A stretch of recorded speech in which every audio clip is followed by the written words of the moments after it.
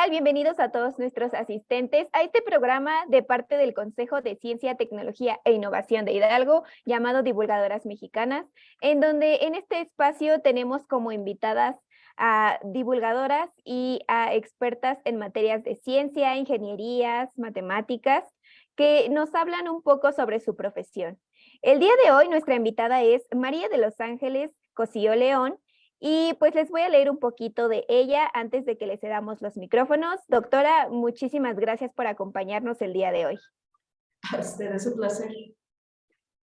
Y pues bueno, ella es doctora en ciencias por la Universidad Autónoma de Baja California y actualmente es profesor investigador de la Universidad Politécnica de Pachuca en México. Ella pertenece al Sistema Nacional de Investigadores nivel 1 y imparte clases a nivel posgrado y pregrado. Sus intereses de investigación se centran en el análisis de datos, la calibración de algoritmos metaheurísticos desde una aproximación estadística y actualmente se explora en la aplicación de Q-Learning en temas de calibración y el análisis de técnicas para el preproceso de datos para algoritmos de inteligencia artificial. Y pues bueno, ya que esta es más o menos la rama a la que la doctora se dedica, nos trae la plática generando confianza en los resultados de los algoritmos de inteligencia artificial. Y pues bueno, sin más por el momento, invitamos a todos a que compartan, por favor, nos sigan en redes sociales y que también cualquier duda o comentario que tengan hacia la doctora, se lo haremos saber y ya se lo pueden poner en preguntas y respuestas en Zoom o en los comentarios de Facebook. Doctora, les cedo los micrófonos y bienvenida. Muchas gracias, Ingrid. Un placer estar aquí. Bueno, voy a comentarles un poco de este trabajo. Es algo que apenas vamos a publicar en el mes de febrero del 2013. Ya es un trabajo aceptado en el IEEE Computer Magazine. Entonces, pues, es una primicia, ¿no? Y espero que les agrade el tema. Vamos a introducir primero algunos términos que nos van a ayudar a través de este compartir de conocimiento, ¿no? Entonces, uno de los primeros retos que se tiene es los temas de representación de conocimiento. En este caso, para que los algoritmos puedan funcionar apropiadamente, se necesita saber cómo todo ese conocimiento que estamos generando actualmente puede ser utilizado de la mejor forma por los algoritmos de aprendizaje, los algoritmos de inteligencia artificial, para darnos soluciones a problemas como los que ahora estamos usando, ¿no? Cualquier problema cotidiano, desde qué película voy a ver ahora, ¿no? ¿Qué propuestas me tienes para mí? Hasta qué tan enfermo está esta persona de algo en particular, dónde puedo invertir mi dinero, ¿no? Esa es la amplia gama donde está impactando esta clase de algoritmos. De manera tradicional, un procedimiento donde nosotros empezamos a generar modelos de datos para que luego de ahí se puedan hacer predicciones, es el que les comparto. Acá en este momento tenemos un dataset, un conjunto de datos que bien los podemos estar generando nosotros a través de los clics que damos en Facebook, no sé, TikTok, cualquier otra red social, y que estos datos se empiezan a acumular. Luego de ahí, se empieza a hacer el tema de limpieza de datos. Es algo que se continúa por buscar por datos faltantes, por buscar por datos ingresados de manera incorrecta, cualquier detalle de esos, se hace ese procedimiento previo. Y después hay un área que es muy, muy relevante actualmente, que es la ingeniería de características, que aun cuando no lo vemos en la parte de los términos muy comunes de inteligencia artificial, en esto se sustentan todas las decisiones de esta clase de algoritmos, ¿no? Entonces, lo que hacemos aquí es estructuramos el conocimiento de tal forma que el algoritmo de inteligencia artificial pueda adquirir la información que está aquí de la mejor forma, ¿no? Esa es la tarea que se pretende de esta etapa, ¿no? De feature engineering. Luego tenemos dos procesos ahí, que es el proceso de entrenamiento, donde nosotros le ofrecemos datos al algoritmo, le enseñamos de un contexto en particular, el que nos interese, ¿sí? Y nos genera un modelo. Le damos nuevos datos, este modelo, vemos cómo se comporta, no solamente con los datos que él ya conoce, sino también con nuevos datos que él desconoce totalmente, y evaluamos qué tan bueno es para la tarea, ¿no? Y con esto ya decimos, bueno, puede hacerlo de esta forma y con esta calidad. Eso es lo que tenemos hasta ahorita, un procedimiento normal de generación de un modelo de datos, ¿no? Para hacer predicciones, para filtrar datos, o sea, depende la perspectiva con la cual estemos trabajando. Entonces, ahora, actualmente, según algunas encuestas, por ejemplo, una que propone Oracle, en ese sentido, vemos que la confianza entre los humanos, de una encuesta que ellos generaron, vieron que la confianza entre los humanos no es muy fuerte, y ese espacio que está dejando esa confianza entre humanos se intenta llenar a través de la tecnología. Nos damos cuenta el porcentaje de personas que se decantan o prefieren el uso de algoritmos de inteligencia artificial sobre la interacción con algún humano o su apoyo para la toma de decisiones, ¿no? de algún humano. Eso es el tema aquí que nos están presentando en estas estadísticas, ¿no? Estamos también revisando la forma en que los nuevos algoritmos están sustituyendo en algunos trabajos al ser humano. En otros todavía no es tiempo para que lo hagan. No digo que no, todavía no es tiempo. Pero sí estadísticas como las que aquí nos muestran, ¿no? Que se esperan que en los próximos 5 años un 56% de los directivos, ¿no? sean sustituidos ya por algoritmos. Sí es algo que llama la atención, ¿no? y nos debe de preocupar a los que de alguna forma nos dedicamos a estas áreas, ¿no? Para nuestros trabajos. ¿Sí? Un ejemplo en el área de medicina, por ejemplo, ya se evalúan a los algoritmos. En lugar de evaluar como un medicamento, aquí se evalúa un algoritmo qué tan bueno es para hacer tareas. Ya hay una metodología para hacerlo, no nada más entra de manera directa, pero ya en medicina hay líneas muy claras, al igual que en las áreas de finanzas, de cómo evolucionar en este sentido, ¿verdad? De estar evaluando qué tan buenos son los algoritmos para hacer una tarea en particular. Vamos a introducir otro tema aquí que es confianza, y esto es el grueso de nuestra plática, ¿no? De lo cual yo les quiero compartir lo que estamos haciendo en este sentido, ¿no? Entonces, confianza o trust, vemos una serie de elementos de palabras, de sinónimos, ¿verdad? Asociados a este término. Y entonces hablamos de creer en algo que tiene la propiedad de ser confiable, ¿sí? De que lo asociamos como algo bueno dentro de nuestro contexto, buscamos propiedades en los objetos que nos provean de esta característica, ¿no? De lo que es la confianza. Hay otra palabra que también la voy a compartir aquí en esta misma definición, que es una explicación. ¿Qué significa la explicación en el contexto de confianza?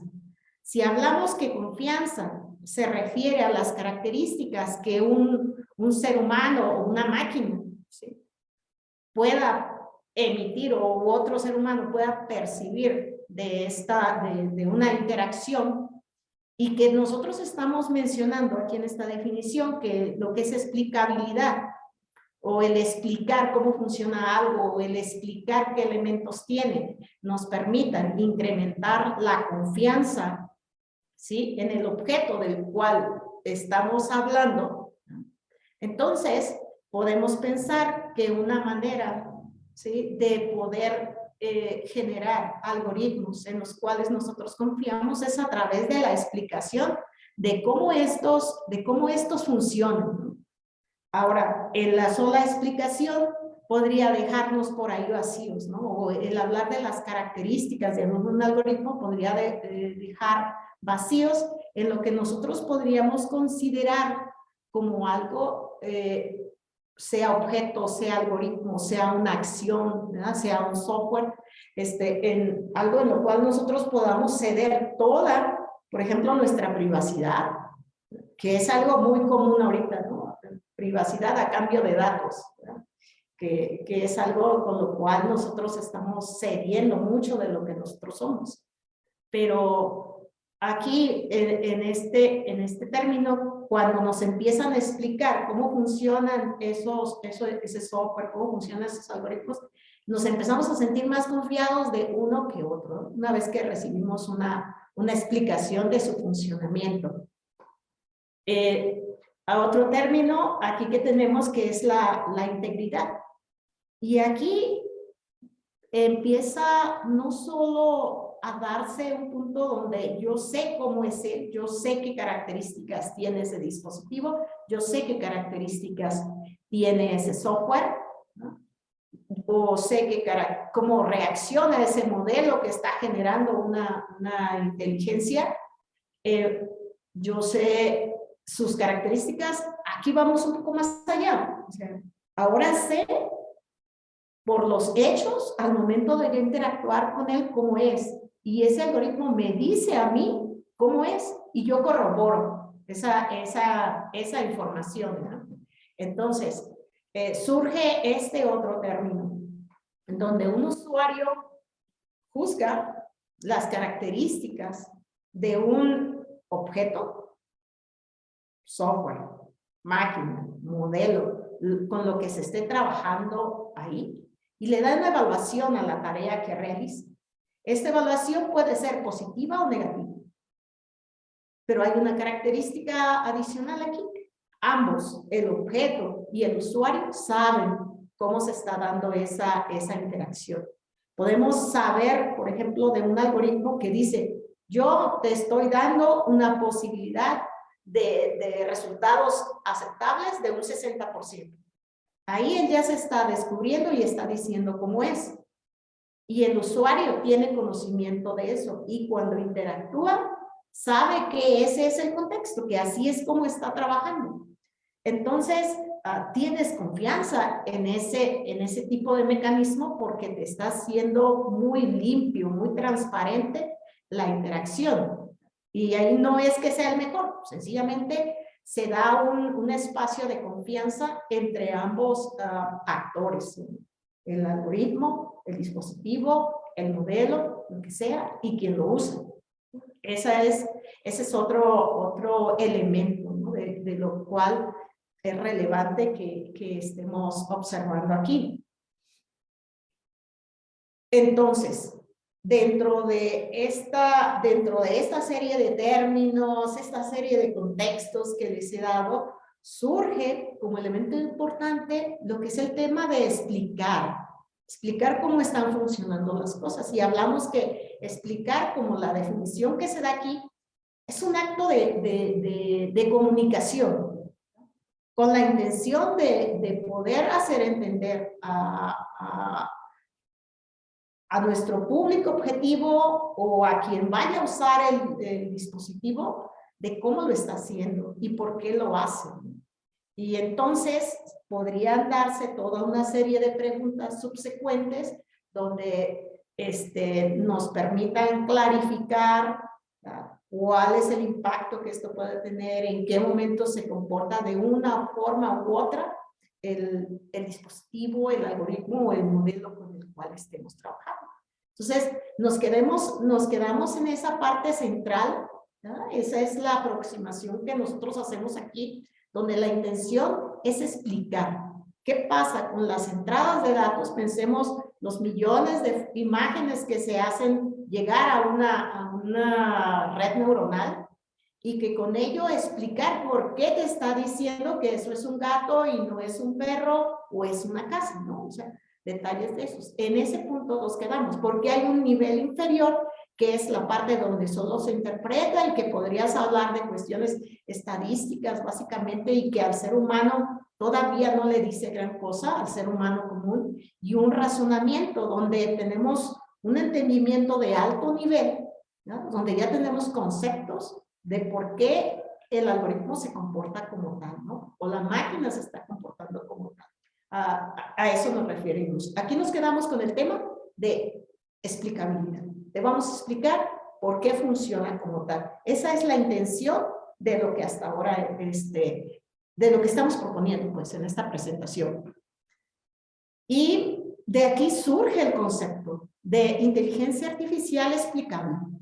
¿Cuáles son los tres objetivos principales de esta aproximación a la inteligencia artificial? Uno de ellos, el primero, es producir modelos, sí, como lo hace cualquier red neuronal, como lo hace cualquier árbol de decisión, como lo hace cualquiera de los algoritmos que ya sabemos, pero queremos que quien los utilice entienda los resultados. Entonces, se agrega una nueva etapa ahí. Ya no es solamente todo el proceso, ese primero que estuvimos viendo, ese diagrama que les mostré en un principio, donde veíamos el dataset, donde veíamos toda la que es la ingeniería de características, luego cómo le enseñábamos al modelo, y luego cómo lo evaluábamos y nos generaba resultados, sino estamos agregando otra etapa, donde hablamos, bueno, ¿y cómo vamos a hacer que el ser humano entienda que por qué el algoritmo te da esos resultados? ¿Por qué el algoritmo te está tomando esta clase de decisiones? Ese es uno de los objetivos que se pretende con la explicabilidad en inteligencia artificial. Hablamos de otro de los elementos, que es la comunicación simétrica. O sea, el algoritmo me da una respuesta, el algoritmo me clasifica algo, el algoritmo me muestra una tendencia, ¿sí? Y yo, como ser humano, yo entiendo por qué me está dando eso y puedo interactuar con el algoritmo. Eso es otro de los objetivos. Entonces, ahí ya no solamente crece en uno de los elementos donde estamos hablando de cómo explicas las decisiones que tomó el modelo, sino también estamos hablando de ese espacio donde yo me puedo comunicar y preguntarle al modelo por qué tomó esa decisión y da oportunidad a esa interacción. Y entonces hablamos de comunicación simétrica. La información se mueve en un sentido y otro. Un tercer elemento, hablamos de permitir a los seres humanos entender y confiar efectivamente a todos los dispositivos que tiene a su alrededor. Muchas veces está el tema de ahorita hacia dónde va la inteligencia artificial. Escuchamos por ahí, Google apaga a un bot a una inteligencia porque empezaba a comportarse de una manera rara que ya no sabían hacia dónde iba. Escuchamos, por ejemplo, también otro tema muy sonado, que fue el auto Uber, que de repente atropella a alguien por una decisión que tomó. Vemos también cuando no sabía, otros casos muy típicos donde no sabía si era que la mujer dejó de tomar las pastillas porque estaba embarazada o fue porque las pastillas no servían. O sea, esa clase de detalles ya mucho más finos se consideran dentro de los objetivos de la inteligencia artificial y el tema de explicabilidad, ¿no? Entonces, quieres que esa interacción sea muy suave, muy transparente, no sea intrusiva, ¿sí? Y que el usuario sepa, ¿no?, de qué le está hablando y por qué se están tomando esa serie de decisiones, ¿no? Bueno, asociado, una vez que ya tenemos el contexto de por qué se aborda este tema de explicabilidad, les voy a compartir el trabajo del cual les hablé. Aquí estamos hablando de un conjunto de algoritmos que lo que hacen es buscar soluciones a un problema muy particular. Estos algoritmos de los que les voy a hablar ahora tienen características muy especiales.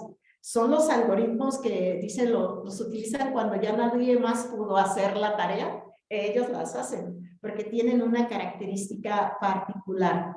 Primero, es que buscan en conjunto de soluciones. Aquí el problema no es que no haya soluciones, hay gran cantidad de soluciones y aquí la cuestión es saber cuál es la buena, ¿no? Es como cuando estás frente a tu guardarropa y tienes un montón de opciones y cómo las combino, cuál es la mejor y empiezas a sacar un montón de cosas por doquier y de eso se trata aquí. ¿Cuál es la mejor combinación? Y con esa combinación de ropa, pues yo saco vestido, ¿no? Y eso es lo que hacen aquí. Aquí no buscamos soluciones. Tenemos muchas soluciones y hay que buscar la que mejor se adapte a lo que nosotros queremos. El punto es, ok, lo hacen estos algoritmos siguiendo dos procesos. Un proceso es de exploración y otro proceso es de ya explotación de lo que ahí tienen. Pensemos aquí en esta imagen, anda buscando un tesoro por ahí. Entonces, quiere llegar a algo en particular, pues primero explora para ver dónde está. Una vez que está ahí, empieza a cavar hasta encontrar lo que él busca, ¿no? Esa es la intención de lo que aquí se comparte. Entonces, ¿cómo saber si las soluciones que encontró fue porque buscó en los espacios adecuados? ¿Sí? ¿Cómo saber si lo que encontró no era el tesoro, el mejor tesoro? Quizás había otro tesoro mejor. Esa es una de las cuestiones que aquí intentamos contestar a través de esta clase de algoritmos. Entonces, asociando, estos algoritmos no encuentran una solución, no encuentran la mejor solución, encuentran bajo su forma de buscar, encuentran alguna solución que se aproxima a lo que nosotros queremos. ¿Cómo? A través de esos dos procesos, exploración y explotación de todo el conjunto de soluciones que hay. De eso se trata. A estos algoritmos se les conoce como algoritmos de soft computing o cómputo suave, ¿no? ¿Y cómo es que trabajan? Bueno, ellos tienen todo un grupo de soluciones. A ese grupo de soluciones se le conoce como una población inicial. Después se analizan esas soluciones y se rankean. O sea, se ponen cuál es la mejor, ¿verdad? Puede ser que se elija 1, 2, 3 o 100 soluciones y las que se queden fuera de ese ranking se desechan y se vuelve a analizar esas soluciones y así se va iterando, ¿no? Hasta que no se encuentra la que en nuestra búsqueda fue la más adecuada. Eso es lo que hacemos aquí. Una vez que tenemos esta clase de soluciones, podemos aplicarlo, o esta clase de algoritmos, perdón, una vez que empezamos a utilizar esta clase de algoritmos, los podríamos emplear en cualquier problema de la vida real. Aquí lo que hacemos es que podemos tener soluciones a un problema.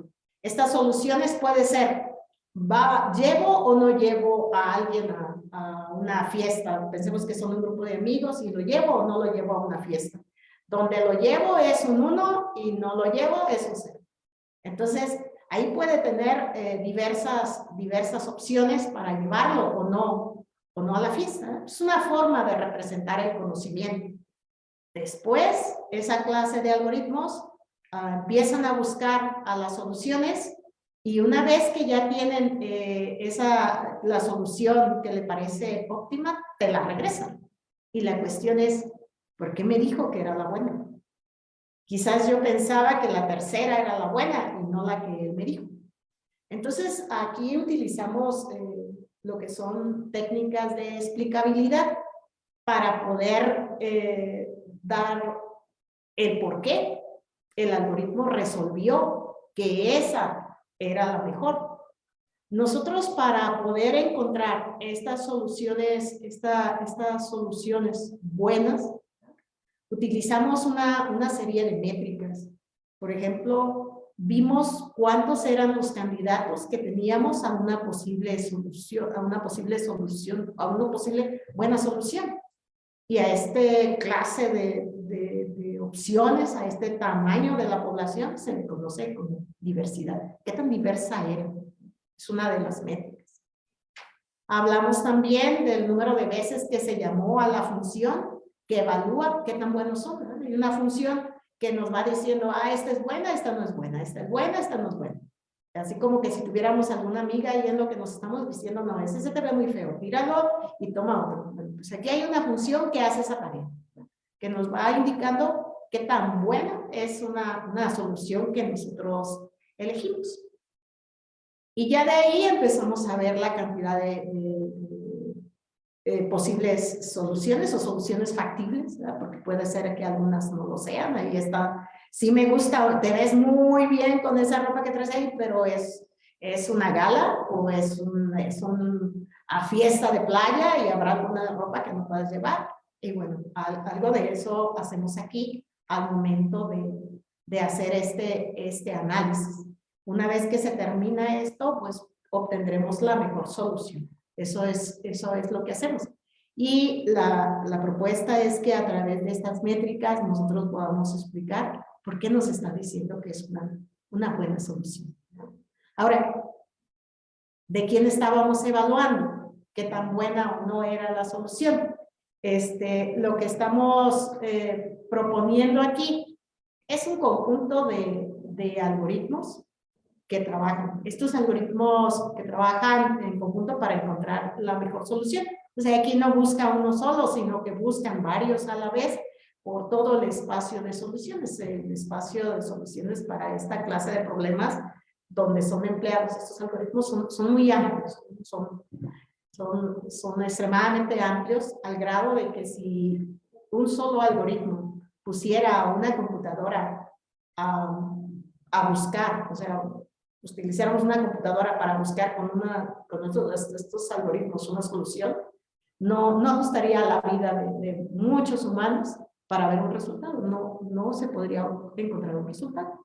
Entonces, estos dan soluciones aproximadas. Y aquí tenemos cinco algoritmos jugando. Uno de ellos es un genético, tal como saben que se mezclan los genes y generan un nuevo individuo. Es lo mismo que está aquí jugando uno de ellos. Uno lo que hace es que va generando nuevas poblaciones cada vez que itera y el otro va heredando de las generaciones anteriores, va heredando información. Eso es, por ejemplo, un algoritmo genético estacionario y un generacional. Luego por ahí tenemos otro algoritmo que nos el ABC, se ve así como muy de primaria, pero es uno de los algoritmos muy elegantes ahorita y está basado en abejas, ¿no? Cómo se comportan ellas y cómo van en busca de su alimento. Este algoritmo funciona así. Luego, el otro que tenemos, el de PCO, binario, ese lo que hace es se basa en una parvada de aves, ¿no? Y cómo estas se mueven, no sé si en alguna vez han visto cómo estas se mueven por el aire en grupos, buscando dónde hay más grano para comer. Bueno, eso se modeló matemáticamente y es lo que encontramos en el BPCO. Luego de ahí tenemos el BPCO caótico.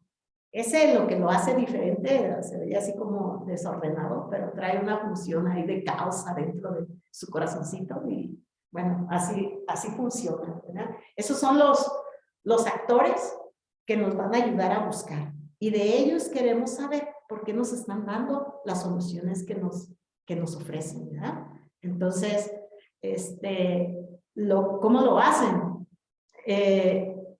¿Cómo hacen esto de las soluciones? Bueno, ellos aportan. En cada iteración van entregándole al máster, van entregándole la que mejor y luego la comparten, ¿verdad? O sea, ellos encuentran una mejor y le dicen a todos sus amigos cuál encontraron mejor. Eso es cómo funciona. ¿Dónde aplicamos este problema? A encendido y apagado de estaciones base. ¿Y qué son una estación base? Pues a donde se conectan con sus teléfonos celulares, ¿verdad? Lo que queremos aquí es propiciar el ahorro de energía.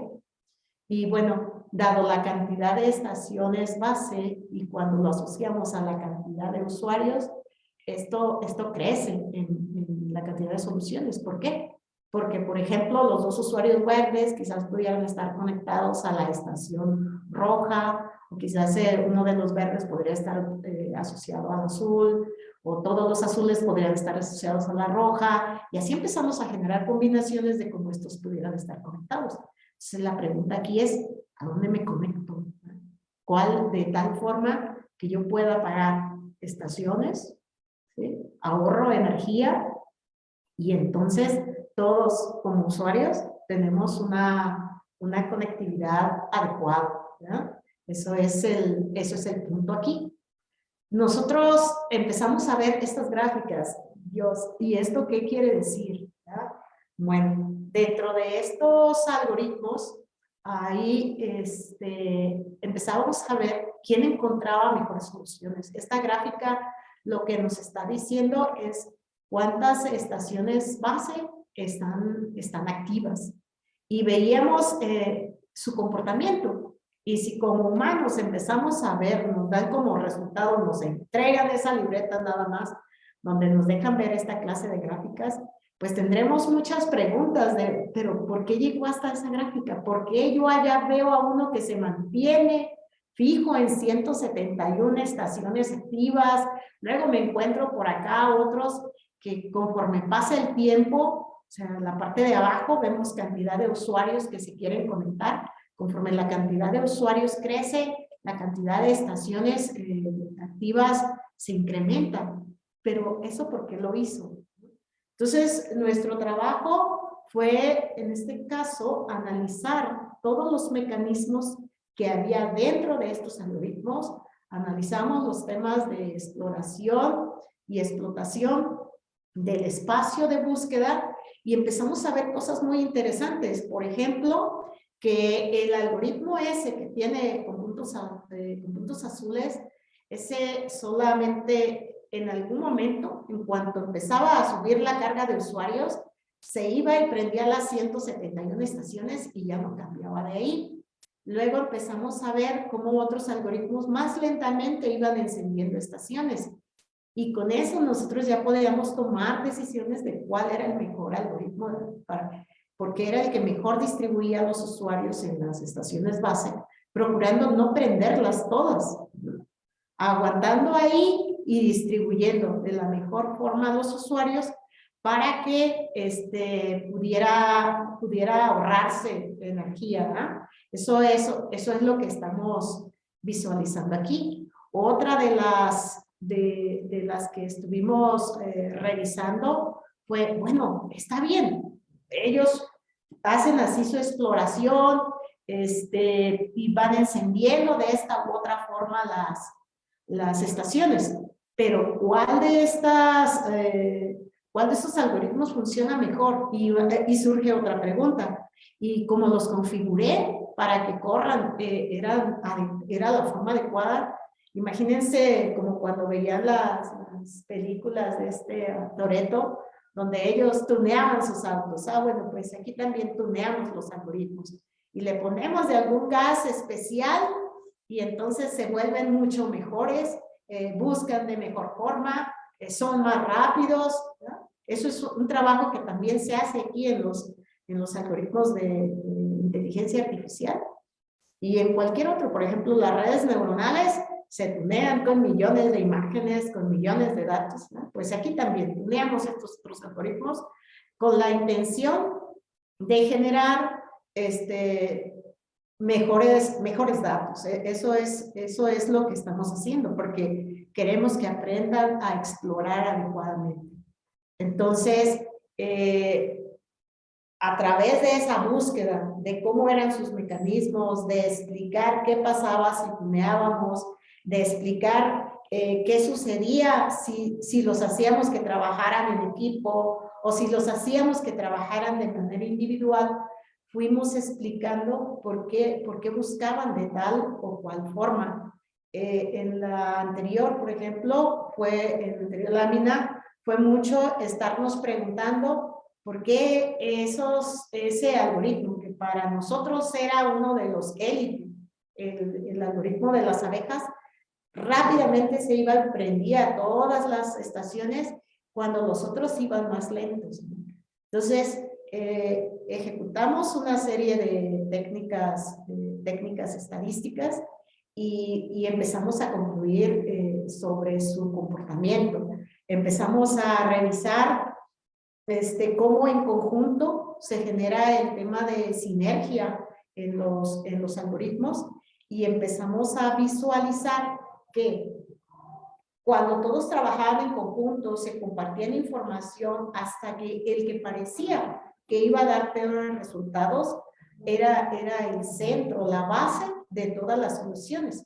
Y en lugar de solo desechar, como lo hubiéramos hecho, si no hubiéramos buscado explicar por qué el algoritmo nos estaba dando esas soluciones, vimos que nos permitía dar un mejor performance a esto. Nos percatamos también que a veces procuramos pensar que si usamos el mejor tuning o generamos horas de entrenamiento de los algoritmos para que puedan trabajar adecuadamente, el performance no se mejora de manera sustancial.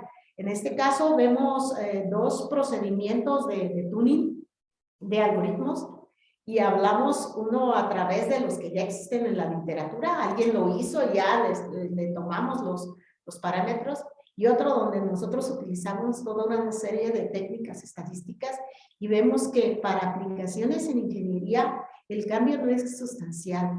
Entonces, explicar, también podemos concluir que no solo nos sirve para que el usuario pueda comprender qué es lo que pasa, sino también nos sirve para el tema de optimización de recursos.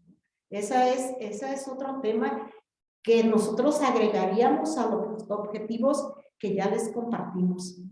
Y utilizando, ¿no?, para hacer este análisis, uno de los espacios con más retos que tiene ahorita la computación. Obvio es que estamos evolucionando hacia la computación cuántica, pero con los recursos que hay ahorita y los recursos que podríamos tener en la mayor parte de los espacios donde se utilizan computadoras, creo que explicabilidad también aporta estos otros elementos, ¿no? Y lo vemos aquí con los resultados que obtuvimos.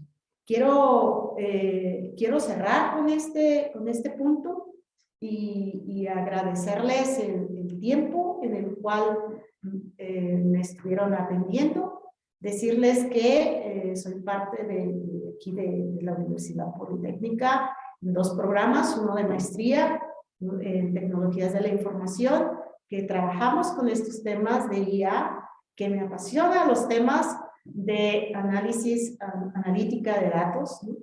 Y sobre todo me gusta mucho contestar el por qué los algoritmos nos están dando los resultados que nos están dando. Soy parte también del programa académico aquí de doctorado en ciencias y tecnologías avanzadas, cuerpo académico con el que colaboro, de cómputo suave y analítica de datos, donde hacemos la sinergia en estos dos algoritmos. Actualmente, por ejemplo, estamos trabajando, tenemos ya la propuesta de redes neuronales, pero de grafos, y que con una mezcla de lo que es cómputo suave y esta clase de redes y analítica de datos, esperamos contestar y de cómo se transmite información entre cada uno de los nodos, ¿no? Y el laboratorio al que pertenezco, pues, es de cómputo suave, y aquí a sus órdenes. Eso es hasta ahora lo que les quería compartir. Muchas gracias. Muchísimas gracias, al contrario, doctora, la verdad es que es un tema muy interesante y pues bueno, ya también causó algo de curiosidad y ya tenemos algunas preguntas para usted. La primera que tenemos es, actualmente, ¿en qué áreas la inteligencia artificial es más usada y en qué áreas los algoritmos son más adaptables? A la primera pregunta, creo que todas las áreas levantan la mano, ¿no? O sea, no hay un área donde yo pueda decir que no está. A mí por ejemplo, hemos estado trabajando en sistemas CAD, que no es diseño asistido por computadora, sino que son soluciones para la asistencia al diagnóstico clínico, que yo lo considero crítico y que ahí están, y que con mis estudiantes me gustó mucho, es una aplicación que me impactó en un punto de venta. Cuando le pones un algoritmo de estos o cuando le pones un algoritmo de inteligencia artificial, ese punto de venta se convierte en otra cosa, se convierte en alguien que puede interactuar con el señor que vende chicles en algún lugar, ¿sí? El de la tiendita de la escuela. Entonces, eso es el tema ahorita, ¿no? De que necesitamos poder explicar cómo le están haciendo estos algoritmos, porque si lo vieron en la primera parte, estamos confiando a ciegas, ¿sí? Creyendo que los algoritmos están bajo control. No es que estén fuera de control, pero necesitamos cosas que le expliquen al ser humano, al común, no al investigador, sino al común, qué es lo que está sucediendo por la forma como se han permeado en todas las capas, ¿no? Donde tú puedas pensar o a veces donde ni siquiera puedas pensar una aplicación. Eso es el punto. ¿Me repites la otra pregunta, por favor? Claro que sí. Dice, ¿en qué áreas los algoritmos son más adaptables? Ahora, más adaptables. Quizás podría pensar donde menos tienen, donde el impacto en el humano, porque lo estamos viendo ahorita desde la perspectiva del humano, pudiera ser mejor, pero no, yo no veo restricciones. O sea, tan creativo como es la mente humana, en cualquier parte lo puede adaptar, ¿no? Lo que más me gusta es cómo podemos mapear un algoritmo a diferentes áreas. Estamos utilizando ahorita en temas de Q-Learning un tipo específico de algoritmo. Y si lo busco en la literatura, no está por ningún lado. Y sin embargo, lo estamos aplicando aquí. Entonces, la creatividad, ¿verdad? La imaginación es el límite en los algoritmos, ¿eso creo? Entonces, esa es mi respuesta. Ay, muchísimas gracias, doctora. También nos preguntan, ¿la inteligencia artificial tiene alguna regulación legal? ¿Y qué tanto afecta que la inteligencia artificial esté regulada? Mira, yo lo que creo, sí hay muchos trabajos, hay trabajos en temas de regularización y en otros como el que ahora estoy comentando, ¿verdad? Es necesario seguir trabajando y trabajando fuertemente, porque ya utilizar cualquier algoritmo, se conectan ustedes, cualquiera se conecta y pone una pequeña base de datos, sobre todo con los temas de transferencia de conocimiento, ya no necesitamos tener millones de datos, o sea, tomo algo que ya está entrenado y me lo traigo y ahora hago que aprenda lo mío y no necesito todos esos millones.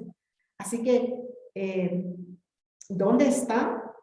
Donde sea. Se está regulando, se está trabajando. O sea, son temas que se deben de trabajar. Ahora, aquí el tema de que si se regula o no, de que si debiera, yo creo que cuando lo desconoces en plenitud el impacto que esto puede tener, necesitas ir con pasos finos, ¿verdad? Y ser cuidadoso. Una vez que ya lo controlas, pues está. Imagínense al que va a caminar por un cable, ¿verdad? La primera vez va con mucho cuidado porque no lo conoce. Una vez que lo conoce, pues podría ir sin problemas. Entonces, yo creo que es necesario regularse, pero no regular no limitar el pensamiento humano, ¿verdad? O sea, no lo van a poder, pero sí regularse, es necesario. ¿Qué pasa con nuestra privacidad?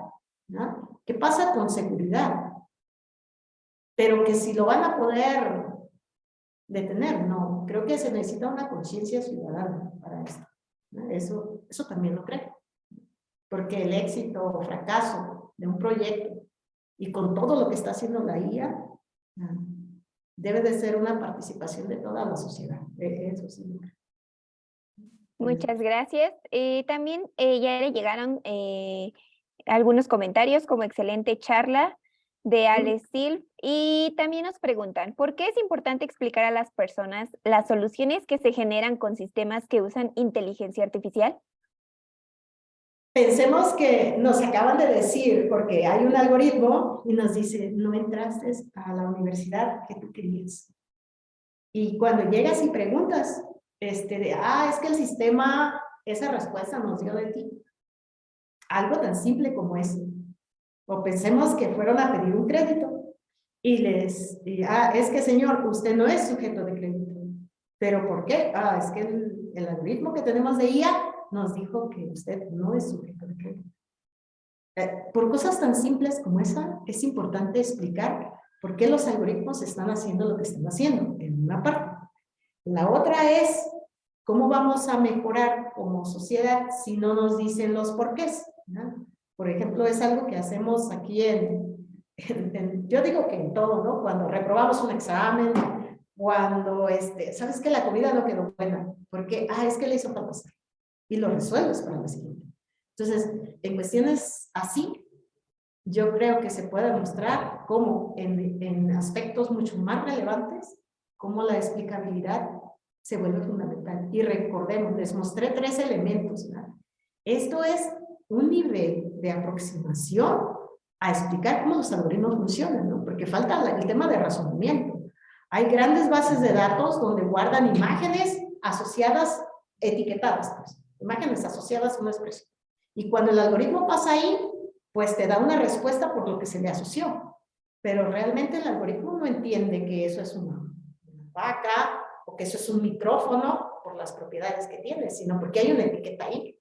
Entonces, ahí hay que explicar por qué, ¿no? Y yo creo que por eso es relevante. Y ya claro, vamos empezando en este tema, ¿no? Pero pues hay mucho trabajo por hacer. Ese es el punto. Así es, doctora. También nos hacen llegar, ¿qué tipos de técnicas estadísticas utilizan sus algoritmos?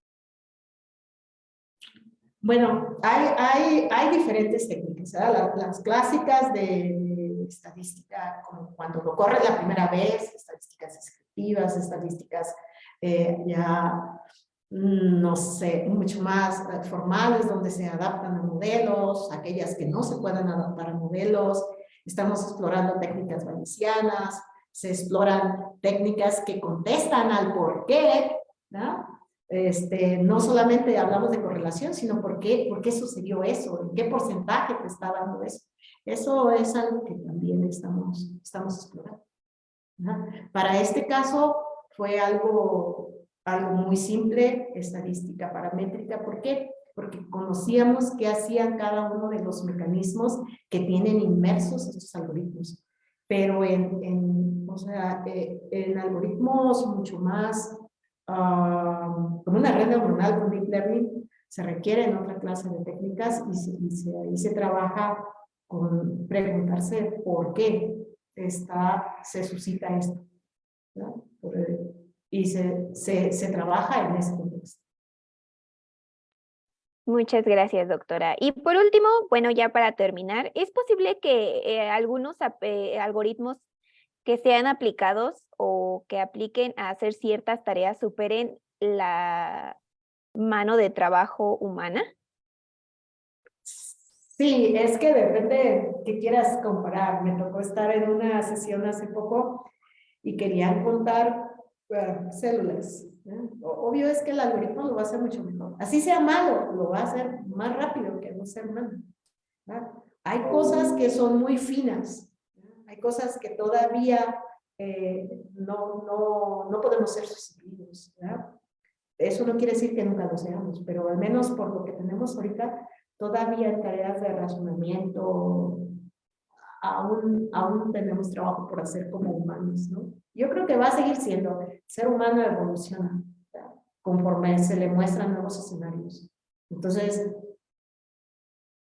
vamos a ser nuevos humanos viendo cómo los algoritmos funcionan, eso creo. Esa es mi respuesta. Muchísimas gracias, doctora. Bueno, ya ahora sí, para terminar, nos llegó una pregunta más. Nos preguntan que qué significa mujeres en la computación. ¿Es de alguna organización el que tiene en su pantalla? Perdón. Sí, sí.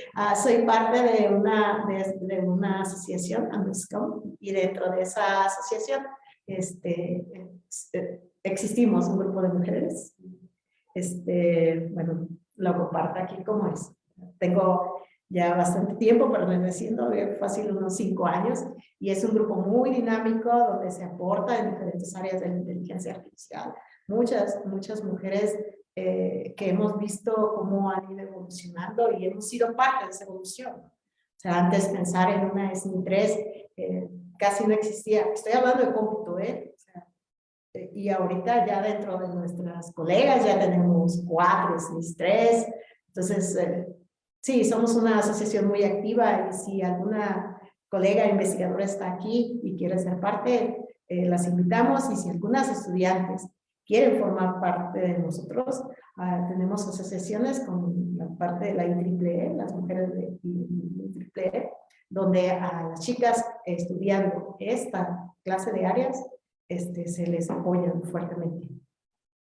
Muchas gracias por preguntar. Así es, muchísimas gracias, doctora, y muchísimas felicidades por dedicarse y por romper esta brecha de género que ha existido pues a través de los años en una materia tan difícil o tan nueva, tan actualizada que es la inteligencia artificial, lo cual hace que sea un reto para usted y para todas las mujeres, ¿no? Mantenerse actualizadas y al mismo tiempo estar en esta lucha de romper la brecha de género. Entonces, pues muchísimas felicidades, doctora. Les agradecemos muchísimo a todos nuestros asistentes que estuvieron en Zoom y en redes sociales. Les recordamos que esta charla va a estar disponible para que la visiten en cualquier momento en Facebook y en la página de YouTube de Citnova Hidalgo. Excelente tarde a todos y de nuevo muchísimas felicidades, doctora, y gracias a todos. Gracias.